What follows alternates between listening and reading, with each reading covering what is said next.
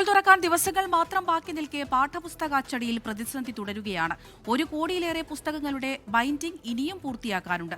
10ാം ക്ലാസ്സിലെ പുസ്തകങ്ങൾ മാത്രമാണ് വിതരണം ചെയ്തതെന്ന് KBPS staff and workers union president KK Ibrahimkutty 24നോട് പറഞ്ഞു.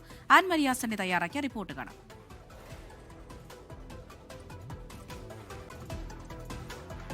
ഞാനിപ്പോൾ നിൽക്കുന്നത് കാക്കനാടുള്ള KBPSന്റെ മുൻപിലാണ് ഞാനിപ്പോൾ നിൽക്കുന്നത്. ഞാനിവിടെ നിൽക്കുന്നതിന്റെ ഉദ്ദേശം മറ്റൊന്നുമല്ല. സ്കൂൾ തുറക്കാൻ വേണ്ടിയിട്ട് ഇനി ചുരുക്കം കൃത്യമായി പറഞ്ഞിട്ടുണ്ടെങ്കിൽ ഏകദേശം ഒരു 1.5 ആഴ്ച മാത്രമാണ് ബാക്കിയുള്ളത്. പക്ഷേ ഇത്രയും സമയമാകുമ്പോൾ പോലും ദിവസങ്ങൾ മാത്രം ബാക്കി നിൽക്കുമ്പോഴും സ്കൂളുകളിലേക്ക് പുസ്തകങ്ങൾ മുഴുവനായിട്ടും ഇതുവരെ പ്രിന്റ് ചെയ്ത് എത്തിയിട്ടില്ല എന്നുള്ളതാണ് യാഥാർത്ഥ്യം. കൃത്യമായിട്ടുള്ള കണക്കുകൾ പറഞ്ഞിട്ടുണ്ടെങ്കിൽ നിലവിലെ സ്ഥിതി എന്താണ്?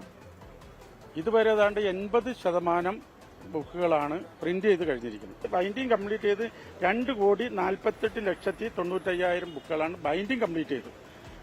ഇനി ബാലൻസ് പ്രിന്റ് ചെയ്യാനുള്ളത് ഈ 80% പ്രിന്റ് ചെയ്യാനുള്ളത് 71,54,476 ബുക്ക് ഇനി പ്രിന്റ് ചെയ്യാനുണ്ട്. ബാലൻസ് ബൈൻഡിങ് ഇപ്പൊ പ്രിന്റ് ചെയ്തതിന്റെ ബാലൻസിങ് ബൈൻഡ് ചെയ്യാനുള്ള 1,08,00,000. ഒരു ദിവസം ബൈൻഡ് ചെയ്യാന്ന് പറഞ്ഞാൽ 3 ലക്ഷം ബുക്കുകൾ നമുക്ക് ബൈൻഡ് ചെയ്യാൻ കഴിയുള്ളൂ. എത്ര ശ്രമിച്ചാലും അതിൽ കൂടുതൽ ചെയ്യൂല.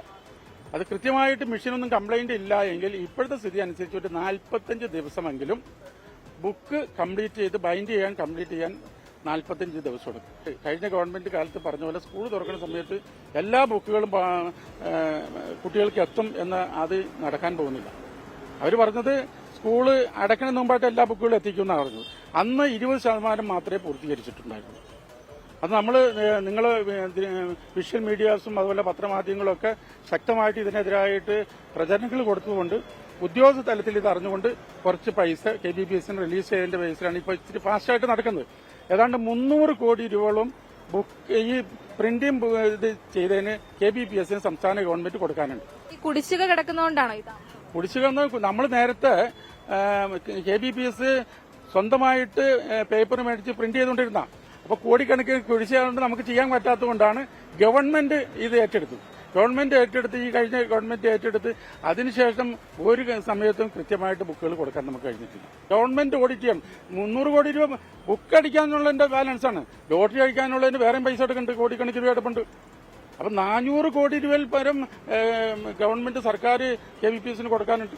നിലവിലെ പ്രതിസന്ധി മറികടക്കണമെങ്കിൽ പുതിയ സർക്കാർ അല്പം പണിയെടുത്തേ തീരൂ. അങ്ങനെ പണിയെടുക്കുകയാണ് എങ്കിൽ കുട്ടികൾക്ക് അതിവേഗത്തിൽ തന്നെ പാഠപുസ്തകങ്ങൾ ലഭ്യമാകും. അവർക്ക് പഠനത്തിലേക്ക് കടക്കാൻ വേണ്ടിയിട്ട് സാധിക്കുകയും ചെയ്യും. കൊച്ചിയിൽ നിന്നും സ്വാതി കൃഷ്ണയ്ക്കൊപ്പം ആൻമരിയ സനി, 24.